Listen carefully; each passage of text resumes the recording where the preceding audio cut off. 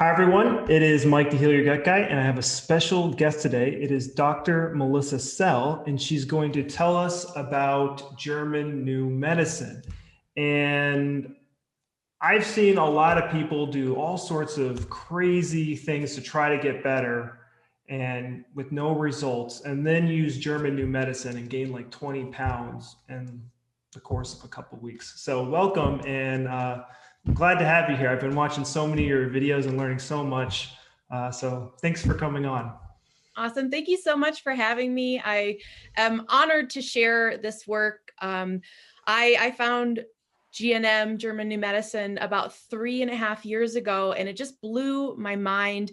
And I just knew I had to share it with people because it's a major game changer for understanding your body. And just kind of in a nutshell, the things that we think, what Dr. Hamer discovered, the developer and discoverer of the 5 biological laws, he found that when our bodies develop symptoms, that the symptoms and the health condition is not the result of something going wrong in the body. You know, we have this idea that the body, it just is broken, or it turns on itself, or, you know, that it's reacting to foods or something from the outside.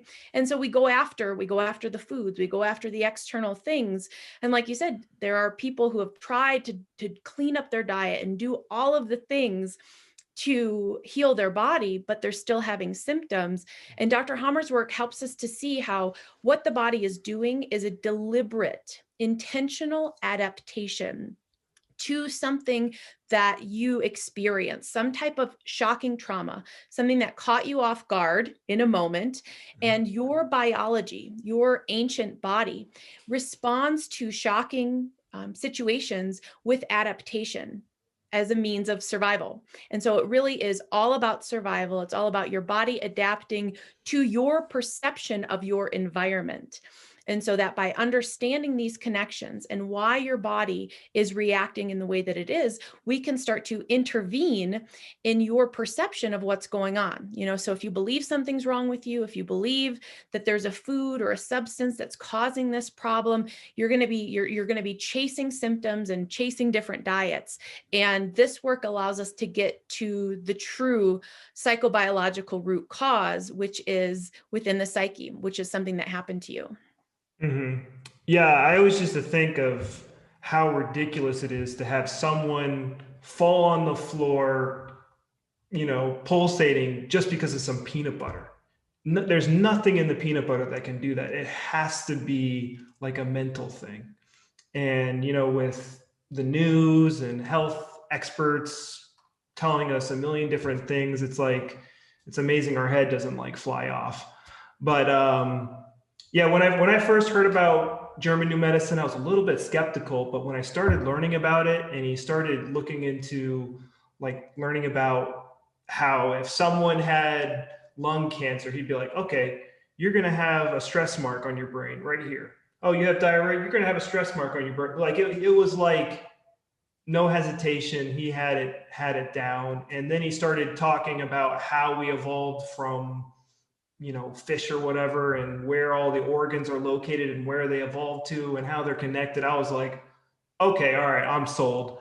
And so, yeah, let's go over the 5 biological laws really quick. Awesome. Yes. The biological law is the psyche brain organ connection, so that Mm-hmm. every biological program, it starts with a shocking conflict, something that catches you off guard in a moment. Mm-hmm. And this is picked up by your entire organism. So the psyche isn't just like the mind, like we think about it in psychology. It really is your entire sensory detection apparatus. So every part of you, as you're sitting there and I'm sitting here, Mm-hmm. our bodies, like we're having an intellectual conversation, but our bodies are like, are we safe? What do we need to do? Mm-hmm. If a loud noise or something happens, your body reacts. I think it's like 6 seconds before your conscious mind even picks up on it. And so our bodies are constantly sensing our environment to figure out if we're safe. And if something happens that catches you off guard in a moment, there is your body makes an assessment. a snap judgment about what needs to be done in this moment in order for us to survive. You know, like the example you gave, the death fright conflict. If you all of a sudden are terrified for your life, something's chasing after you, there's an explosion, your body needs oxygen. And so it can make the assessment that right now, what we need more than anything is more oxygen into the blood. And so based on the biological way that your body perceives this shock, a very specific impact will take place in the brain, like you said, and then tissue adaptations occur depending upon the type of conflict, the area of the brain. So for the lung example, in the brainstem, there is going to be an impact and the lung alveoli are going to proliferate tissue. The topic we'll get into today, regarding digestion, same thing. Your body perceives an indigestible morsel conflict, something that can't be processed, can't be accepted, can't be digested. There's an impact in the brainstem, and on the organ level, your digestive tract will proliferate additional tissue cells. And so the purpose in the digestive tract is to produce more juices. So your body can help you to break down. The thing is our body doesn't understand metaphor. It doesn't understand, an indigestible, unacceptable thing happening in the government and some, abstract thought type idea that we mill about. Our body experiences it in a real biological sense. When you think about our ancient ancestors, all of that programming is within us. Our mind that we use to think about and perseverate on things is new. It's new on the scene. And so that's why getting in tune with our biology is so profound. And so that first biological law, psyche, brain, organ, there's a shock, there's a specific impact in the brain, and then there is adaptation on the tissue level, which is either tissue cellular increase, cellular decrease, or loss of function, depending on the type of shock that was experienced. Yeah. And since I've been learning about this, I've really been noticing my behavior. So I set an alarm for this call, and the alarm was super loud and I wasn't expecting it. And you feel it in your chest. Like you feel the cells in your lungs just shed it. Like I can feel like, or if I'm like playing a video game and like something sneaks up on me and I'm going to die, like I can feel it in my chest. And I'm like, okay, that's my body trying to get me more oxygen by shedding lung cells. And so, yeah, it's really cool to kind of see this come together, and it makes so much sense. It's because I tell people my big thing is the use of the word inflammation. It's like, oh, inflammation's so bad, cut it off. It's your body trying to heal. And I think German New Medicine just takes the analysis of like how inflammation functions and then the triggers that your brain makes just to a whole new level. And so I'm really excited because most of the other holistic doctors and stuff that you read about online today, they don't even use the word inflammation correctly, which is healing. If you can't use and so this really explains the healing process and the injury process. Your brain kind of self-inflicts injury in a last-ditch effort to save you. And I like how you say that, our body's ancient and it has not caught up to modern times. Like 100, 200 years, it is not caught up. Watching a TV show and watching your favorite character die is, how is your brain interpreting that? Are you going through a loss conflict just watching your favorite character, on Game of Thrones? Like probably 3 of your favorite characters die every year. So like, what's that doing to you? So cool. What about the second law? Yeah, the second law is really going to help us get into understanding the inflammation thing like you're talking about. So the second law Dr. Hamer discovered is called the law of two phases. And so he found that all health conditions operate in two phases. And medicine has looked at these things separately, that there are hot diseases and cold diseases, and have seen these as separate processes. But if you zoom out and you understand the entire biological program, which is what we call disease. We don't call it disease anymore because that implies wrongness. That implies something bad is happening. A significant biological special program is an intentional adaptive program designed for your survival. And so every biological program runs in two phases. And so the normal homeostasis. So when you're just chill and all is well and everything's good, your body is more sympathetic active during the day and then more parasympathetic at night. And so there's this normal day-night rhythm, this beautiful curve that goes up and then comes down and then goes up, and it's nice and even. But the moment that you have a conflict shock, that something catches you off guard in a moment, let's give the example again of this indigestible morsel. I cannot accept this. It could be something you're angry about, something you wanted to get, something you wanted to process, to chew on, to digest, that you weren't able to acquire, something that just, makes you sick to your stomach, something that is unacceptable to you. I mentally cannot process this news. Your body, in that moment that you have the conflict shock, which is also called a DHS, which is Geerd Hamer syndrome, which I guess just kind of going back a little bit, the way Dr. Hamer discovered all of this was that he lost his 17-year-old son. His son was shot and died a couple of months after this injury. And then Dr. Hamer developed testicular cancer. And so this moment of shock is also called the Geerd Hamer syndrome, the DHS, the thing that catches you off guard. So at that moment, your body shifts from the normal day-night rhythm into a period of prolonged sympathetic activity. And so this is when you're like obsessed with this problem and it's all you can think about and you can't sleep at night and you're not eating and you're losing weight because you're so upset about this unacceptable thing that you just cannot process, and you can't even begin to think, how am I going to accept and deal with this? And so however long you are in conflict, in this example, once again, we're dealing with an indigestible morsel conflict. Every moment you're in conflict, there's going to be tissue adaptation, proliferation somewhere within your digestive tract so that your body can assist you in breaking this down. Now, practically, functionally, it's not very helpful for us to have proliferation of tissue for dealing with something that is an abstract problem, but your body, again, is just doing what is biologically programmed to do. And so every moment you're in conflict, there's tissue proliferation. And then the moment that you resolve the conflict, and so the conflict resolution can take many different forms. The best form of resolution is something practical. So if someone, cheated you out of some money and you were just so mad about it and you couldn't accept it and you're like, I'm so mad, and you start to sue them and you go through the process of suing this person, and then you get your the judge decides, yes, this person has to pay you back this money. That's a very practical resolution. The problem's done, you're getting your money back, resolution.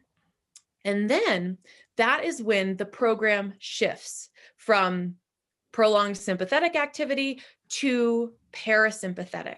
And so depending on the length and intensity of the conflict, that's going to determine the length and intensity of the restoration phase, also called the healing phase.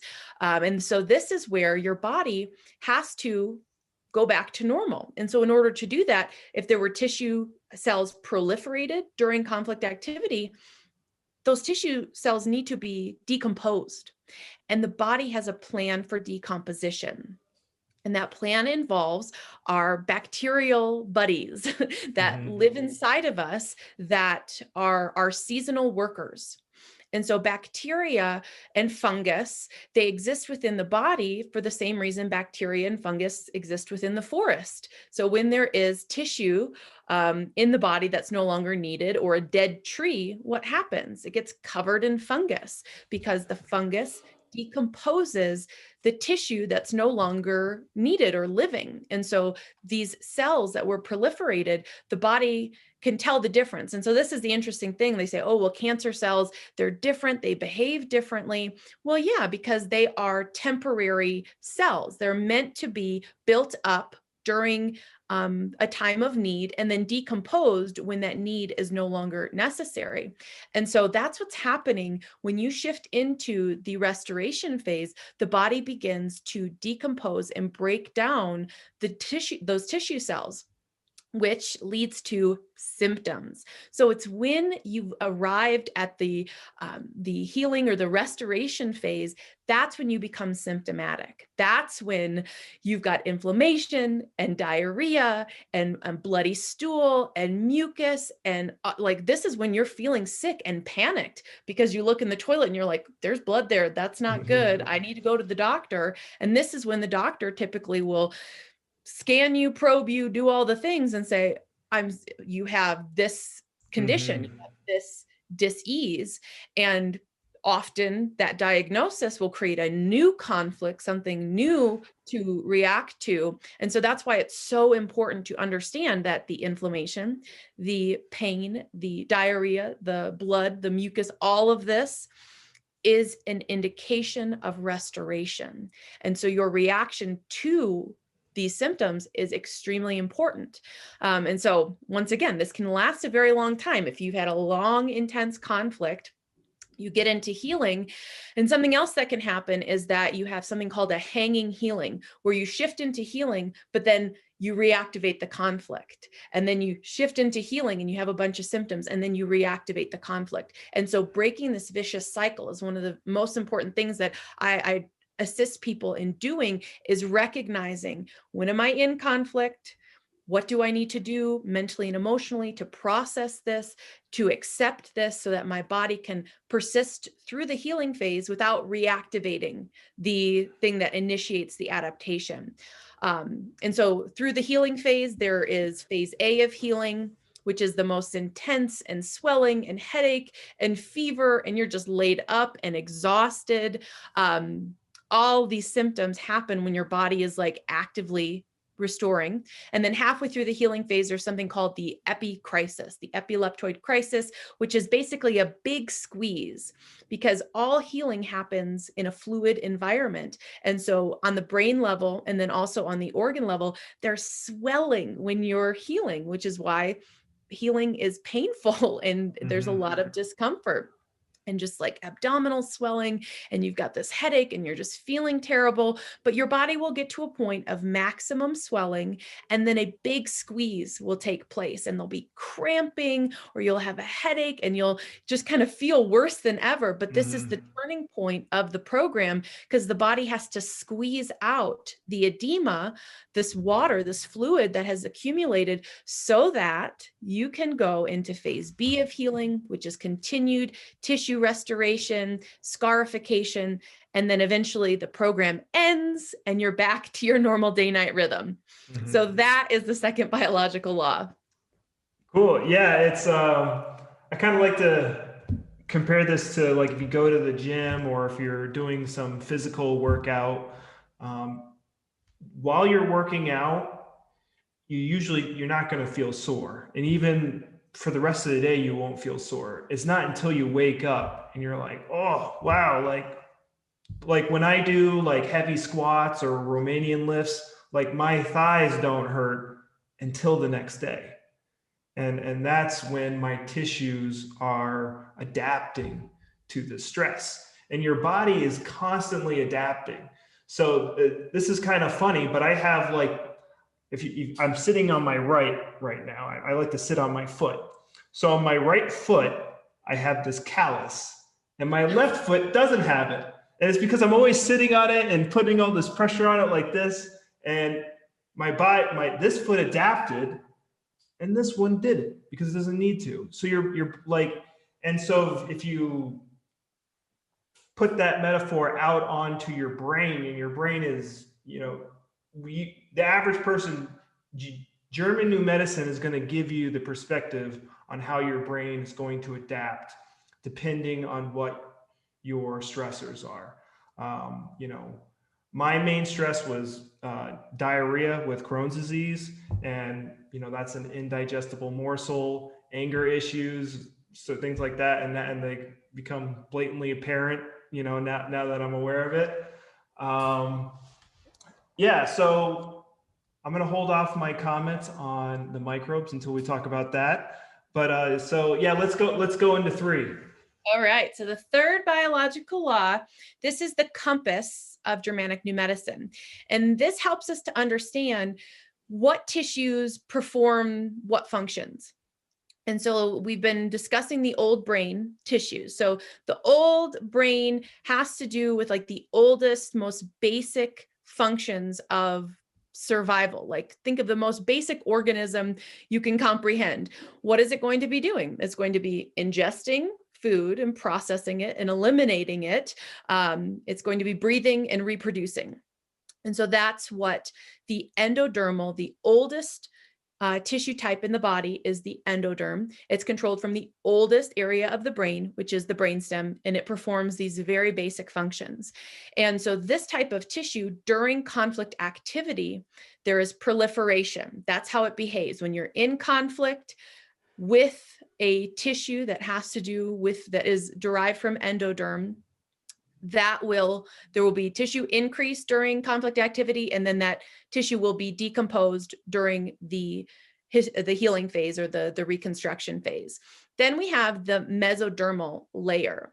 And so the mesoderm, Dr. Hamer discovered there's actually two portions of it. There's the old mesoderm controlled by the cerebellum, and the old mesoderm behaves in a way where it functions in protection from attack. So this is your deeper layer of skin, the dermis, also the pleura, the pericardium, these like protective layers around our heart and the lungs. And so it responds to feelings of attack or feeling soiled. This is also the breast glands, or specialized tissue that belong to this category, that respond to a nest worry conflict. And so the old mesodermal tissue type, controlled again from the cerebellum, behaves similarly to the endoderm. So it's old.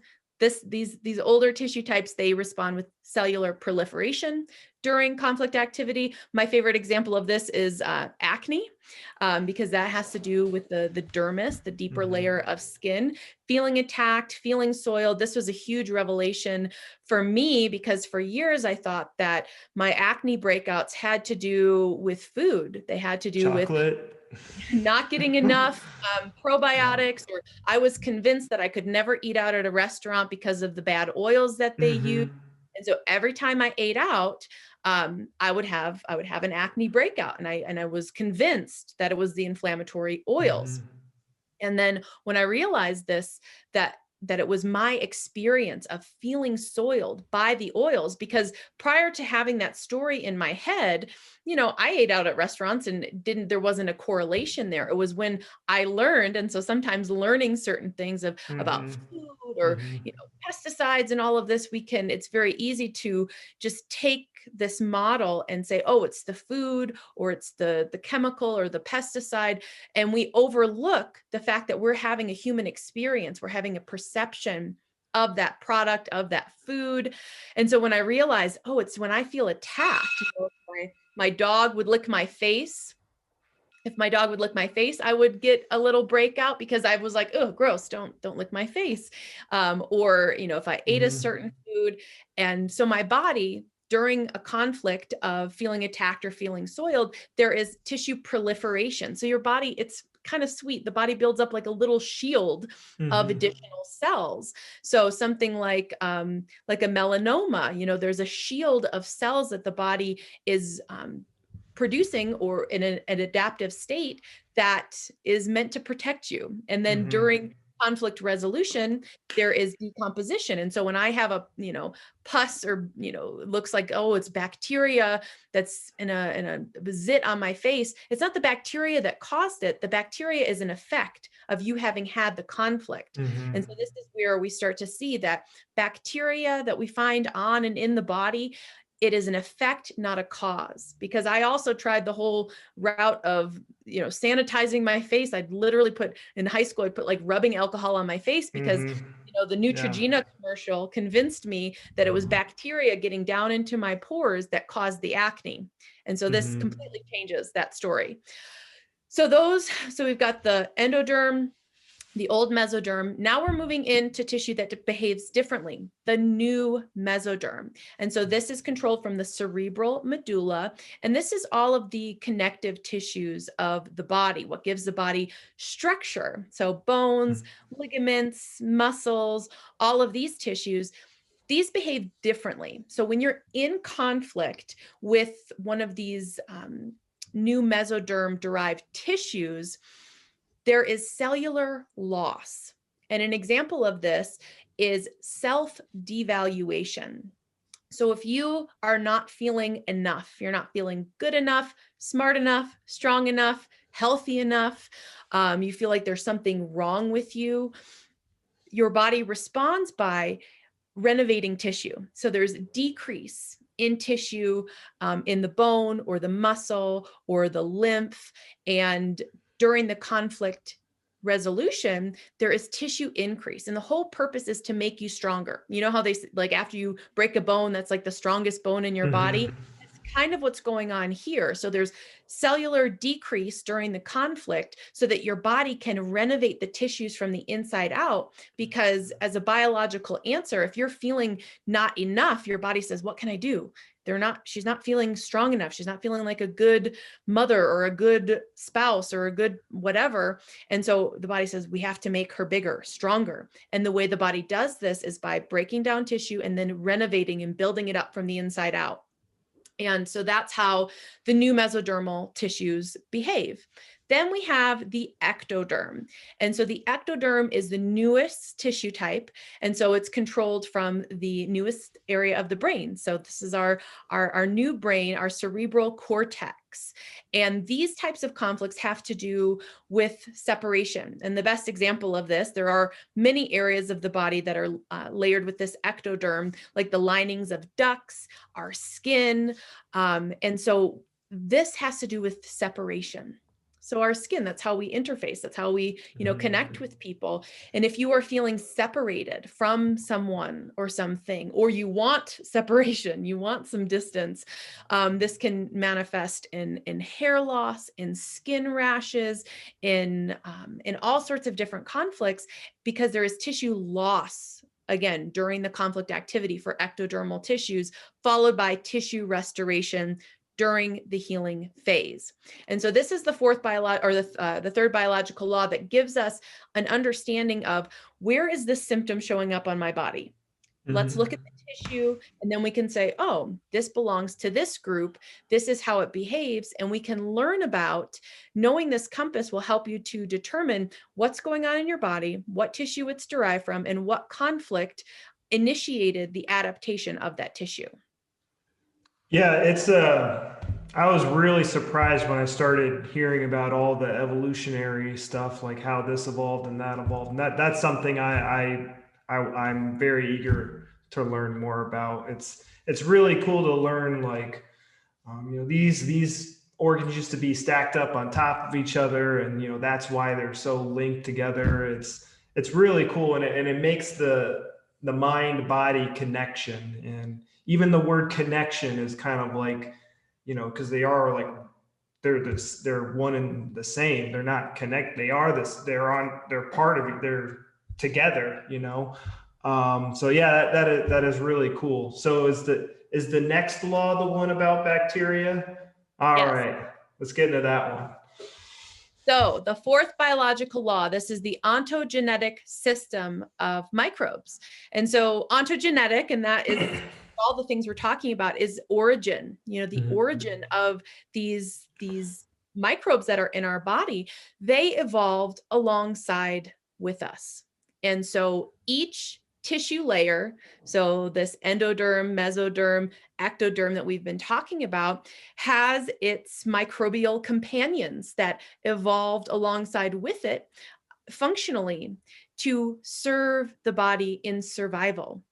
So the endodermal tissues, these ones again that proliferate during conflict activity and then decompose, these bacteria, the oldest type of bacteria are these tubercular mycobacteria. So mycobacteria, it kind of functions like a fungus and a bacteria in one. They're very ancient types of bacteria, and they're specialized, and they function in decomposing and breaking down tissue that was proliferated during conflict activity. And so a couple of signs that you have active ancient bacteria breaking something down in your body are night sweats.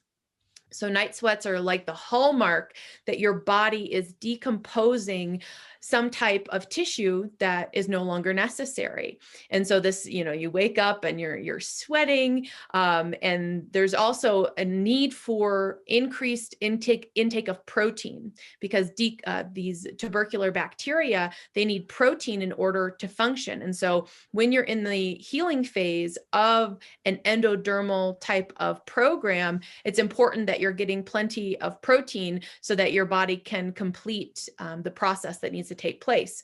And so that's how the endodermal tissue, there's this breakdown. You absolutely need these bacteria, because if for whatever reason you don't have the bacteria, when the time comes to decompose the tissue, the it can't do anything. It can't break down the tumor, and so it will encapsulate it. And so, benign tumors or polyps or things that are like, it doesn't seem to be active, it's not doing anything.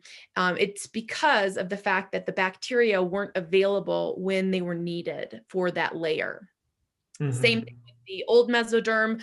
Those tissues, bacteria operate within the mesoderm to help decompose. So for example, a breast gland tumor, when the body no longer needs that tissue, bacteria will decompose the tumor. Now for the new brain, we have the new mesoderm. Bacteria actually assist with the reconstruction process. So a bone cancer or a staph infection, that bacteria is actually there helping the bone to rebuild and to restore.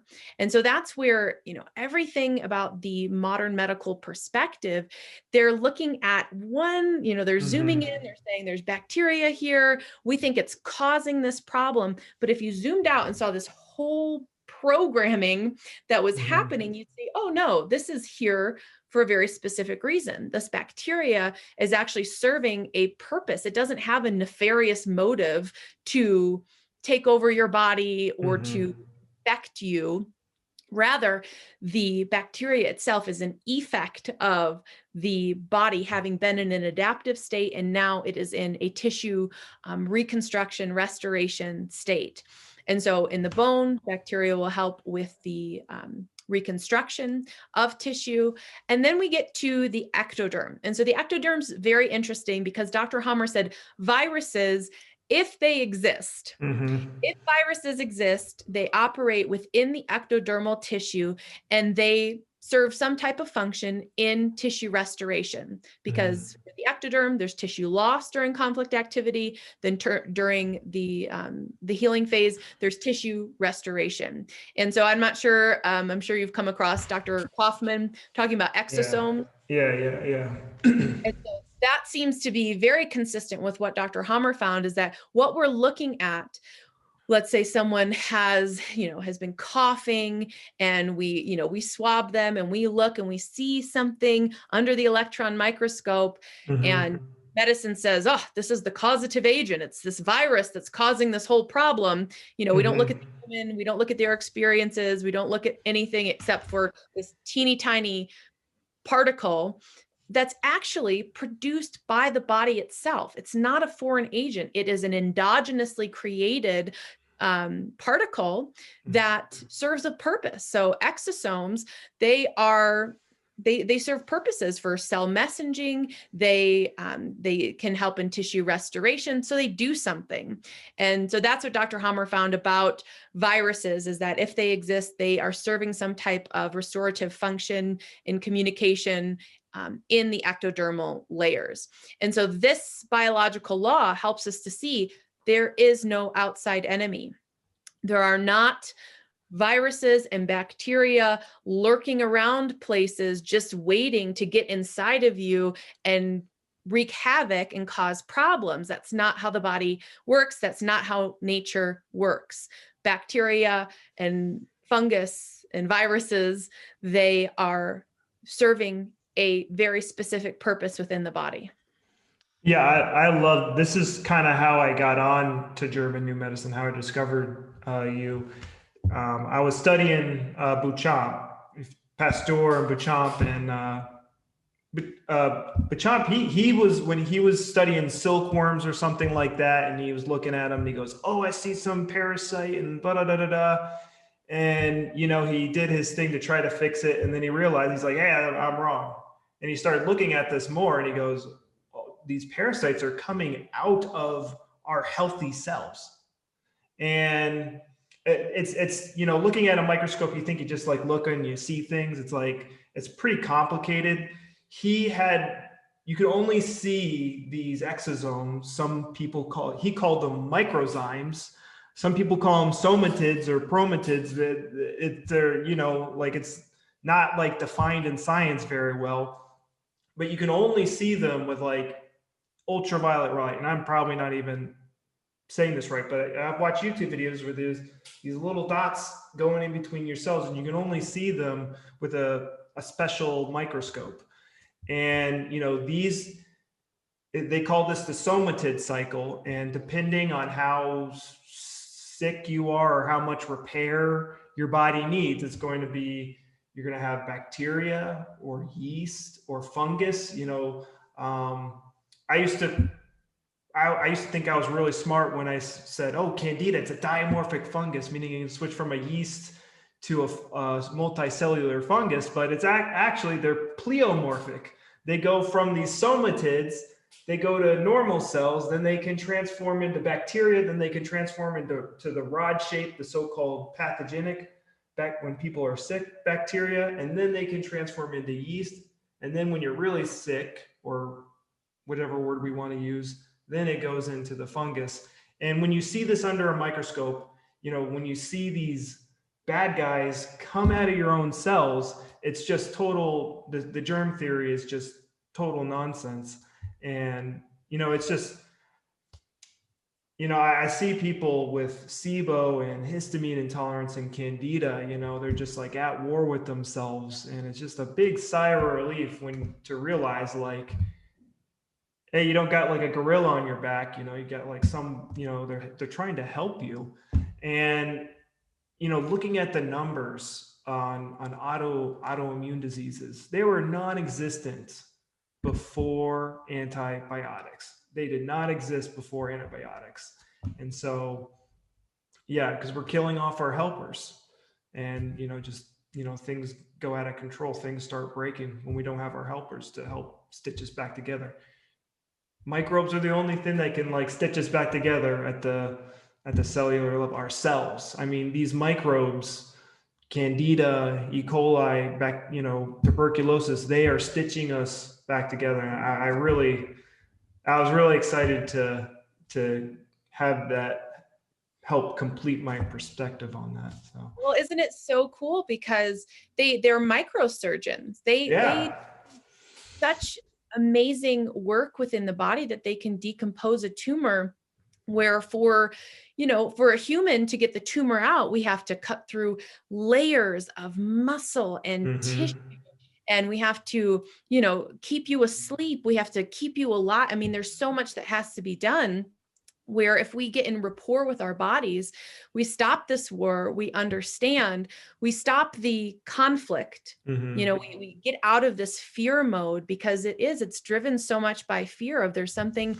wrong inside of me. There's something bad inside of me. I need to do the right thing and not do the wrong thing.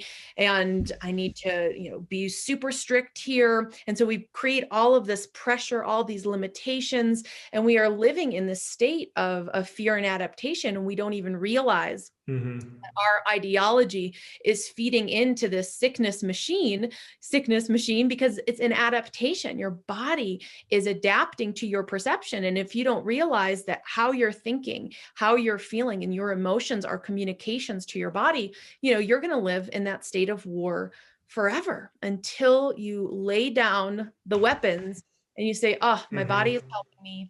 These bacteria are serving me. They are expertly breaking down tissue where it needs to be broken down. I can trust this process. I can get out of fear. I can learn how my body works.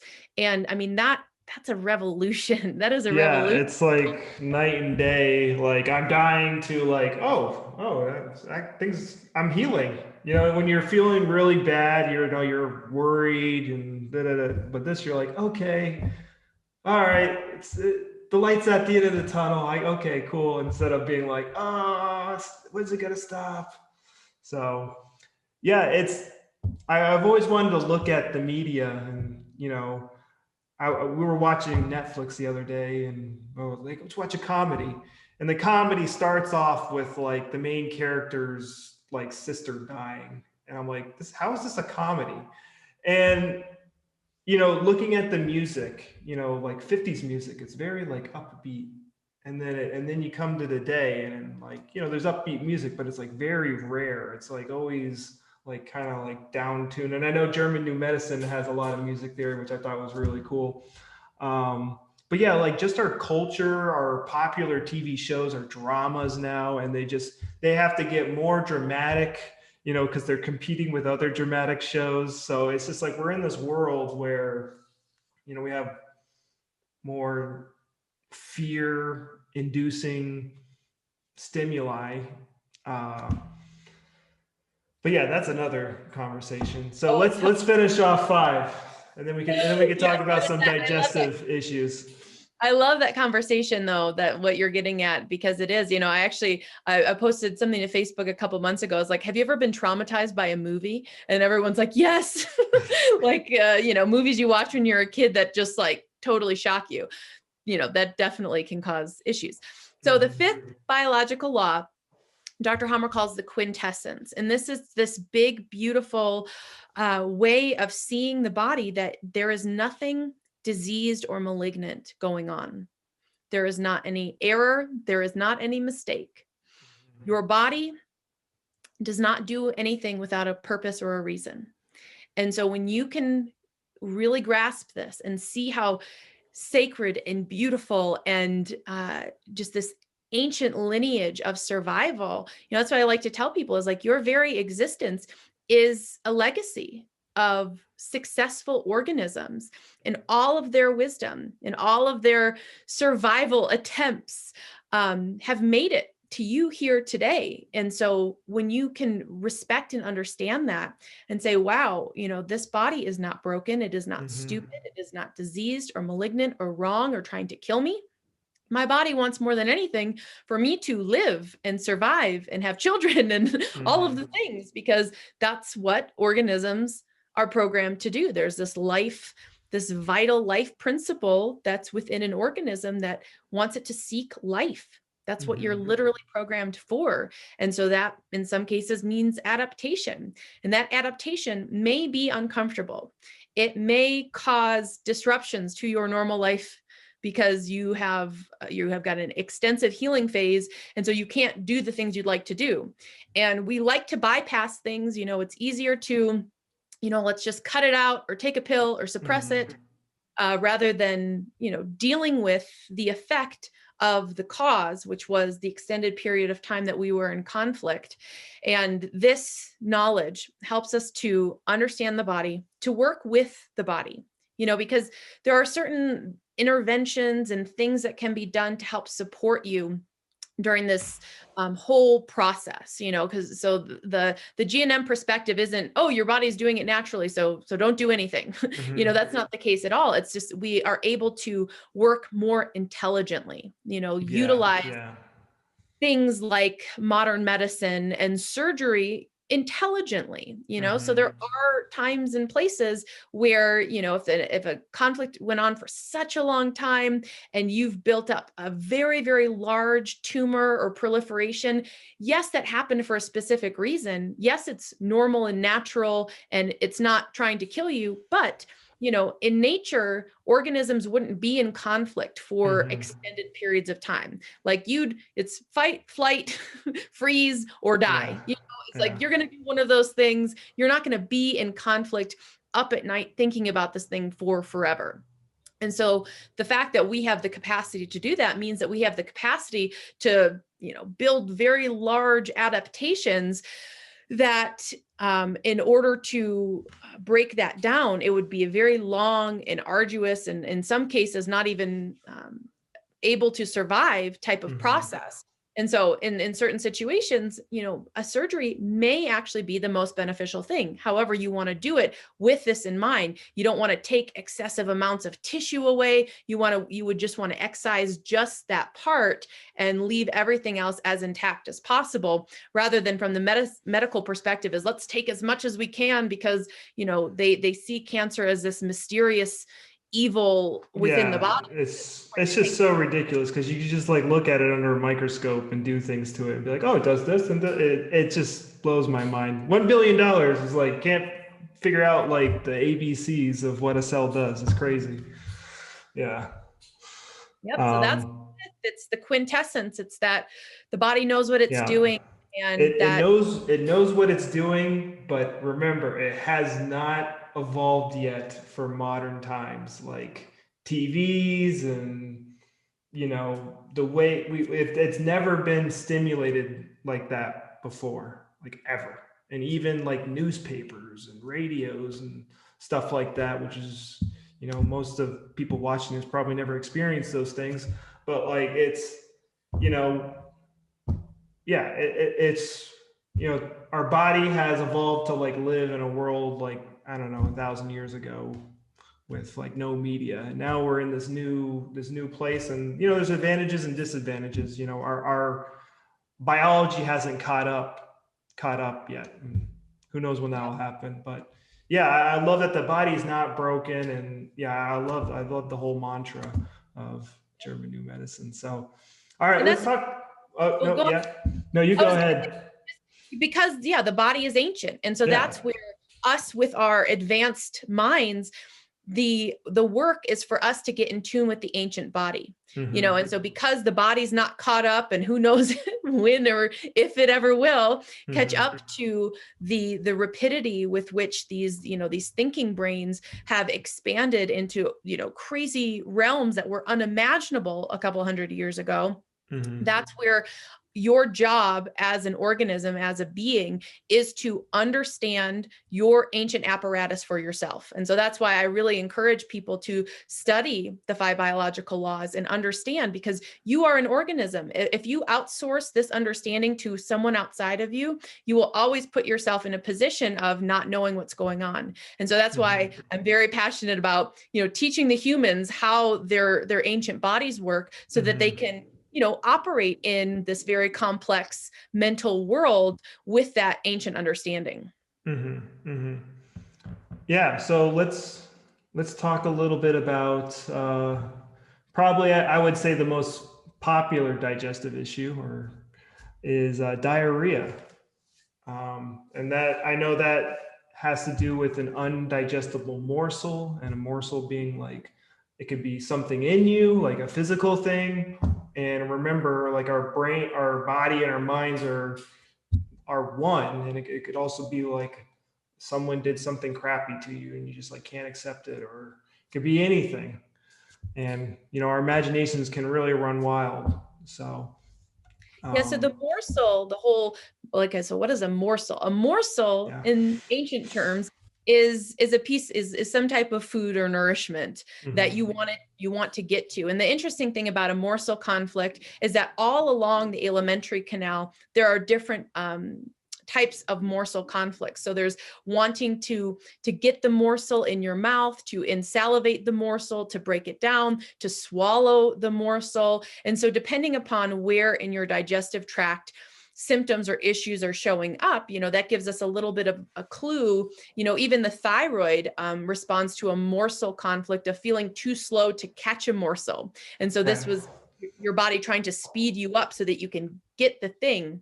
Now, with diarrhea and with the digestive tract, this is the body attempting to process and break down and accept and dissolve the morsel. And so if something's like sitting like a rock in your stomach, it's funny, all the terms that we use, like I'm sick to my stomach. I can't stomach this. You know, the reason that we have this language is because it's an experiential thing that's happening within our body. Like we physically cannot, when we say that, it means that we can't digest it, that I cannot mentally process the fact that this horrible thing happened to me, or that this person did this, or that I can't get this thing that I want. And so your body, in an attempt to help you, again, proliferates that additional tissue to produce more digestive juices. And then when the body starts breaking it down, that's when we experience all of the symptoms, the diarrhea, the upset stomach, the everything that comes along with that healing and reconstruction phase. And so people get stuck into these loops where they're, obsessed with the problem. They're not letting it go. They can't digest it. They can't accept it. And so something that happens though, is that, we'll be eating foods and we'll be having conflicts at the same time. And so the food and the conflict can get tied together biologically, because when we have something shocking happen to us, our body takes a snapshot of everything going on in that moment. All the things we were ingesting, the smells, the sounds, the sights. And so our nervous system becomes attuned to certain substances. And so if you're dealing with this indigestible morsel conflict, and then you resolve it, and you happen to have been eating macaroni and cheese, your body can tie the indigestible morsel conflict with the, the dairy or the gluten, whatever in the noodles. And so each time you eat it, your body is reminded not that, oh, gluten and dairy is bad, but rather that you had something that you couldn't process when you were consuming that. And so your body has reactivated the conflict. So you just take a bite of it and your body presses, the adaptation button, which means stomach ache, diarrhea, and you think it's the food. And so when it comes to kind of discovering what really happened, we have to go back to when you first started having chronic diarrhea or symptoms, and figure out what happened in your life at that time, and really dig and say, what was it? And what about that is still going on? And so if it's something that keeps getting reactivated, if you're having diarrhea, on and off for years, that indicates that there's something that has not been fully processed, or there's a lot of tracks and triggers in your environment. And so we're just pressing the button all the time. And so we have to figure out what that button is made out of for you. Yeah, I feel like people have like a tangled mess of tracks and triggers. Cause I mean, you can be on like the vegan philosophy, the vegetarian, and, just within a vegan or like that could be be put into like so many different ways to practice that. Then you get the carnivore and keto, and there's a million different flavors of that.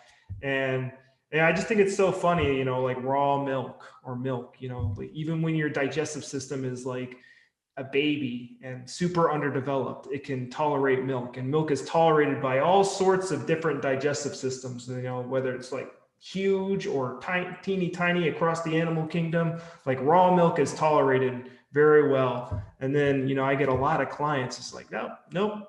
I feel like I'm going to die every time I drink raw milk. And it's like, that mathematically doesn't make any sense. And the only thing that can have that make sense is the brain interprets that as a threat because of, how it got programmed into you. And I don't know if I heard you say this, but like, imagine you're eating a peanut butter sandwich and you get attacked by a dog. Your brain is going to say, okay, dog, and you didn't realize the sandwich, but your brain is going to go, okay, every time I smell peanut butters, it's like, beware, something bad's coming our way. And that's what's happening. And that makes a lot of that makes sense. That's what I love about that. So do you have any, can you tell us any stories about someone who suffered from diarrhea and, I just read a great case testimonial from a man in Buenos Aires, and he was diagnosed with colon cancer. And wow. Thankfully he found someone who told him about GNM, and he looked at his whole issue through that lens, and it changed everything, because he discovered that the thing that was an indigestible morsel conflict for him was he went on vacation with his wife to Peru. They went to Machu Picchu, and they had like a really long bus ride. And at the end of the bus ride, I think they discovered that their identity and money had all been stolen. Uh-oh. So that was like a shitty situation. That we say, why do we say it's a shitty situation? Because it's indigestible. It sucks. It is, it's, and very interestingly, the deeper down in the digestive tract, so like the colon and the rectum, like these are really like ugly. Dr. Hamer describes it as an ugly, indigestible morsel conflict, something shitty, something that was just like, so the deeper within the system. And so this man, he was upset about this conflict for 2 months. He didn't let it go. He was so mad that that his identity had been stolen and his money, and that his trip was ruined and all of that. Then he resolved it and started having bloody stool, bloody diarrhea, and went into the doctor, and they said, you had colon cancer. And so then he found out about GNM, and because it was able to predict each and every step of the path for him, he was like, all right, there's got to be something to this, because I didn't tell you all this information, yet it was able to predict the exact course. And he's totally fine now. He healed because he wasn't afraid, and he understood why it was happening, and now he's totally normal. Yeah, because normally it's like you get something crappy happens to you. Like I know some, like their parents go through a divorce, or they go through a divorce, and then the symptoms come on. And, you're stressed out for like 6 months or a year or however long. And then you go to the doctor, and then you get stressed out even more. And, it's just like this just downward spiral of fear. Whereas, it's, this shows you how to get out of like the emotional traps. And, GNM, it talks about how your whole body is controlled by your brain. If you don't put that first, it's your body can't physically. I'm like a very logical person. I need to I like to see like the physical pieces, and your brain is what moves the physical pieces. If you give your body, like I'm giving my body like vitamin A, all this stuff, eating liver, eating raw milk, and all that stuff, and my brain wasn't ready to accept it because I was still in conflict mode over indigestible anchor stuff. It's your brain you have to get out of fight or flight and resolve that conflict so you can actually heal. That's so cool. Another big one people suffer from is constipation.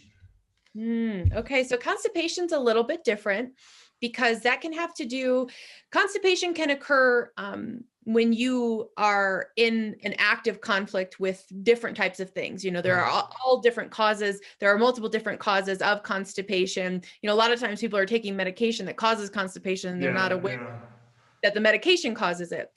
But if it's a biological conflict induced type of constipation, look at what in your life is not moving forward. This is not being able to process the morsel, to move it forward. Where do you feel stuck? At a standstill, stagnant. And typically we can find something in a person's life where they're like, oh yeah, I'm stuck in my relationship, or I'm stuck at work, or I just feel like I'm not able to move something forward.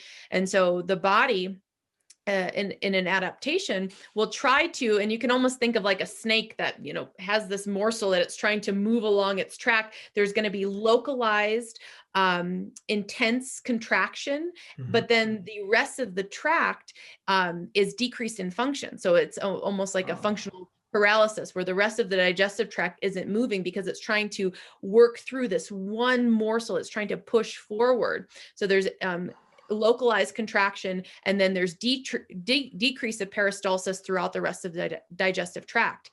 And so that's where you have to figure out, what's the thing I'm trying to move forward and have a breakthrough, and this is where the work that I do primarily is in helping people have these breakthroughs, helping people to mentally digest things and process and make sense out of, releasing this conflict, thinking about it in a radically new and different way that gives your body that sense of, "Ugh, okay, all is well.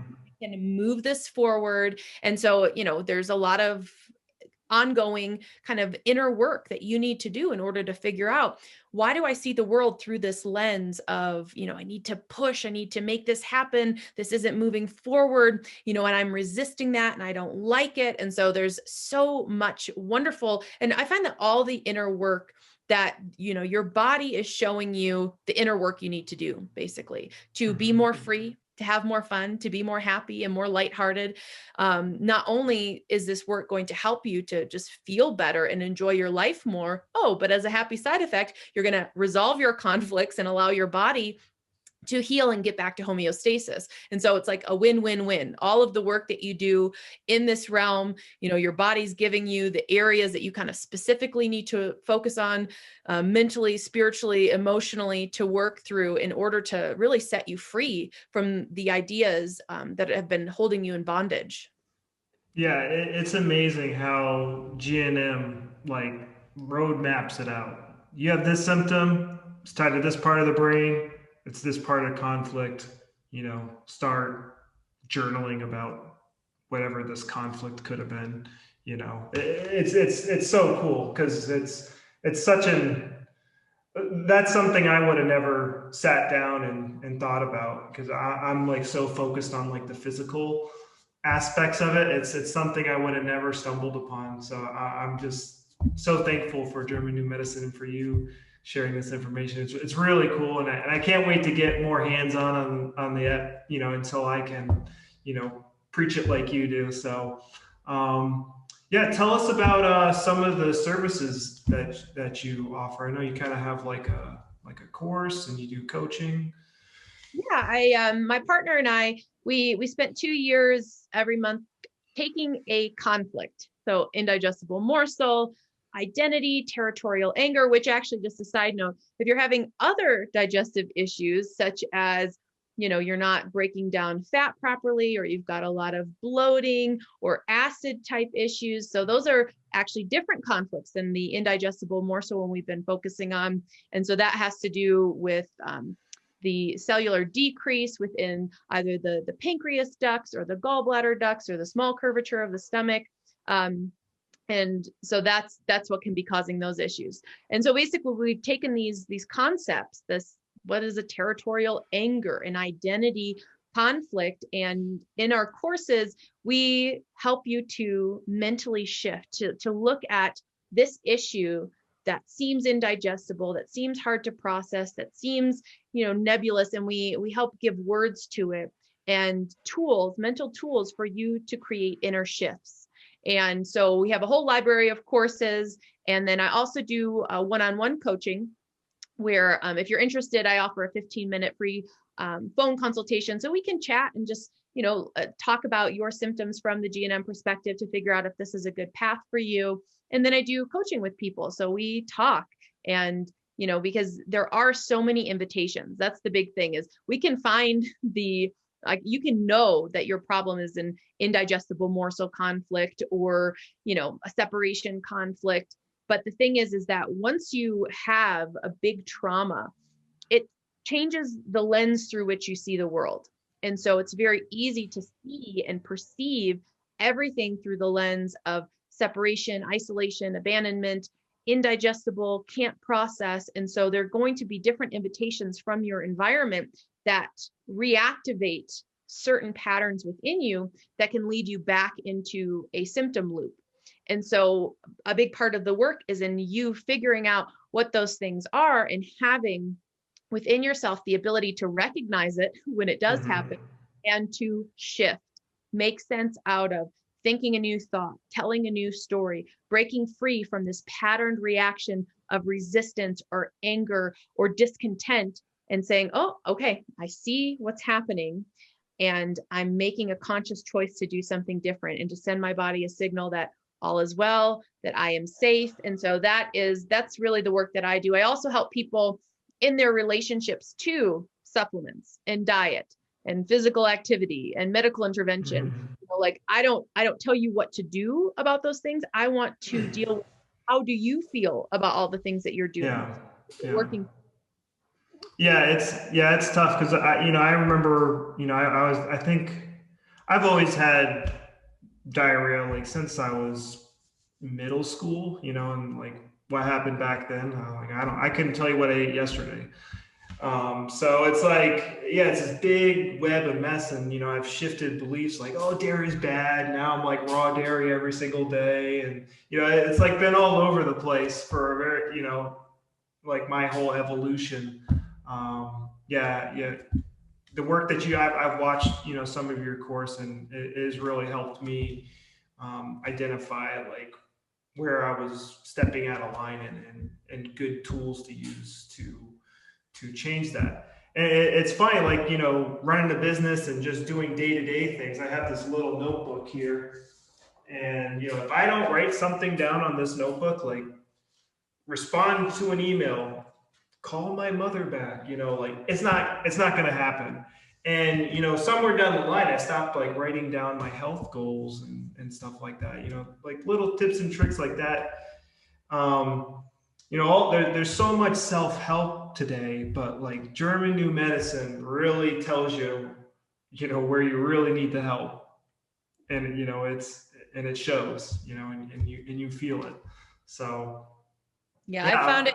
The work is amazing. I've never found it to be wrong. And that, with my own health, with everybody I've ever worked with, what Dr. Hamer mapped out is accurate. It's very accurate. I think there's still research and things, like really cool things that we can look into, like you were talking about, like movies and media. Like I wonder, the extent to which that is, the same as a physical danger. Is the body, are we able to distinguish between the two? I think there's so many cool research studies that can be done using the brain scans and symptoms and just human experience, but using the 5 biological laws as the foundation. That's what needs to happen for a revolution in all of medicine. And, it's very interesting that all of Dr. Hamer's work has been suppressed, not allowed to get out there. He had to, he was given the choice of renounce your thesis or lose your medical license. And so that's why, people will say, oh, well, he's a fraud or a quack, or, he lost his license. It's like, he lost his license because the powers that be said, oh, you have to renounce this discovery that you made, and so I think it's a matter of time before people really catch on to it. And we, have that tipping point of people knowing, no, my body knows what it's doing. This isn't a mistake. And starting to just work with this amazing, amazing, brilliant body that we live inside of. Yeah, I saw a few videos where there's like German new medicine, blah, blah, blah. I'm like, you didn't describe it at all. You're just talking about a thing.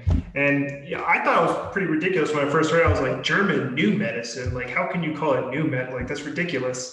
And it's like, yeah, no, it should be called that. And he wanted to call it new medicine, but I guess you couldn't call it that, so he called it German new medicine. And guys, Germans are so meticulous, and this was, during like the 70s and 80s or 60s or whenever it happened. So yeah, he really, it's just amazing. Everything's backed up with science, and again, if you can say like you have lung issues or this issue, and this is where the stress is on your brain, you'll see, the normal doctors like, oh, it's just a X-ray malfunction. Like, okay, well, there's a sign there every single time.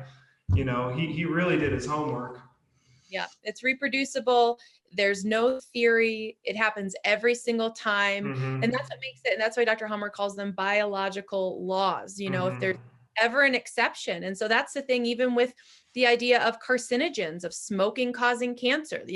That's like a pillar of modern health knowledge, but not always. Some people get lung cancer. They never smoked a day in their life, and other people smoke their entire life and not get lung cancer. And so that is so disconcerting that even these things that we think are established facts of science, it's not a law. It is sometimes, in some cases, and statistics, 50-50 at best to prove something.